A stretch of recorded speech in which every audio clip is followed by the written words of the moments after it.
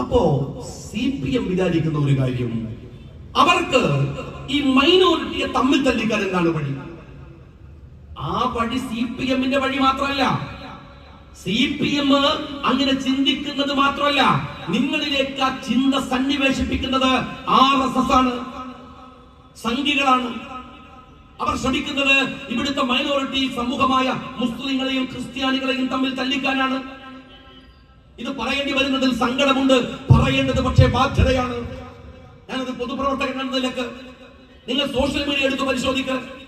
ഇത്രമേൽ മുസ്ലിങ്ങളെ അങ്ങോട്ടും ഇവിടെ നിന്ന് അപ്പുറത്തേക്കും ചീത്ത പറയുന്ന ഒരു കാലം ഉണ്ടായിട്ടുണ്ടോ?